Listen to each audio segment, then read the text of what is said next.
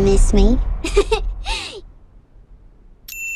M3GAN 2.0 has been getting pretty tepid reviews, with some of the more pompous critics using the term downgrade as a snarky, on-brand put-down. But I don't know what they're on about. This movie is a blast. It's basically a much campier version of Terminator 2. It switches genres from a straightforward slasher to a sprawling action epic, and it reprograms the evil robot from the first one to become the hero when an even more advanced killer cyborg shows up. And honestly, I'm here for it. T2 is one of my favourite movies, and it's a joy to see it get a drag race makeover. M3GAN 2.0 takes a little while to get going. M3GAN isn't actually given her upgrade and turned into a superhero until about halfway through. But once it is in full swing, this movie is fucking awesome. The action scenes are exhilarating, the goofy humour almost always lands, and there's a surprising amount of emotional resonance in M3GAN's redemption arc and her uneasy alliance with Gemma.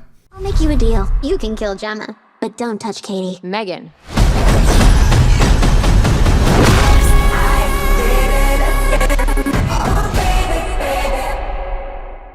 A big part of what made the first film work so well is that Allison Williams and Violet McGraw played it all totally straight. While M3GAN is there hamming it up and rattling off one-liners, Williams and McGraw are digging into the emotional truth of an auntie and her niece struggling to connect, and they continue to do so in the sequel. No matter how crazy and action-packed the plot gets, Williams and McGraw keep the story grounded in their surrogate mother-daughter relationship. Ivana Sakno does a great job of bringing a Robert Patrick-style coldness to the villainous Amelia, in a stark contrast to M3GAN's sassy attitude, and Jermaine Clement is hilarious as always in his standout turn as an unscrupulous tech bro billionaire. Clement completely understands the tone of the franchise and leans into it beautifully. But of course, the star is M3GAN herself, and Amy Donald and Jenna Davis knock it out of the park again, solidifying this character as a cinematic icon. In the sequel, M3GAN has a redemption of sorts, as she proves she really cares about Katie, she reluctantly befriends Gemma, and she learns to use her powers for good. I never would have thought M3GAN would hit me in the feels, but here we are. Hey, so remember the time I strangled you and set the lab on fire? I want you to know that won't happen again. Thank you so much.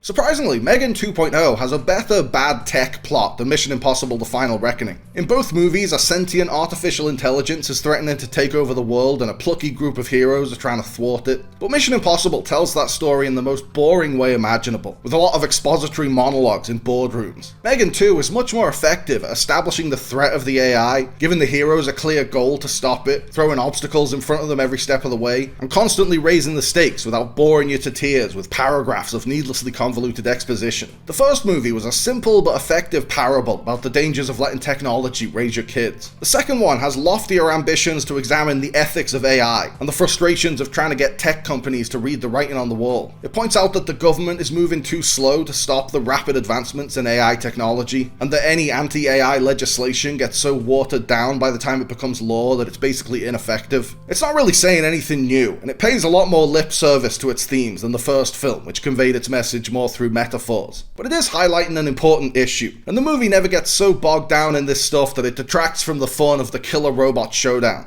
Well, look who came out to play.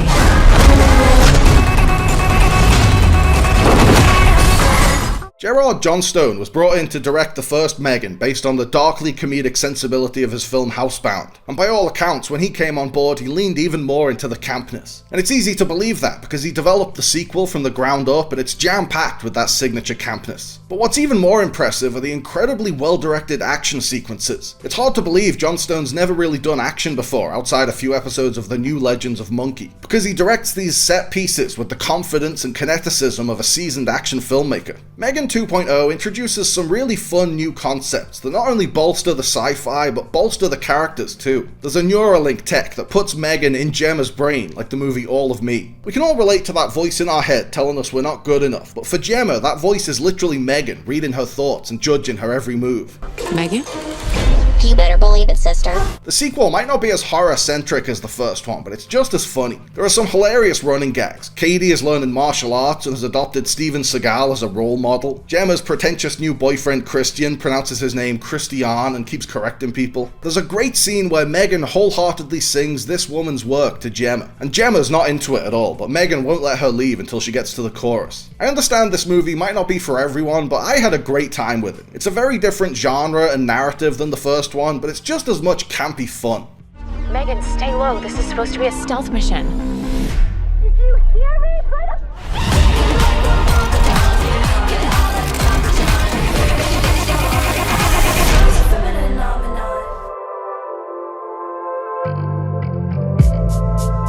Thanks for watching, guys. I hope you liked the video. Remember to like and subscribe and click on the little bell. And also seize the day and call your mom and be kind to yourself.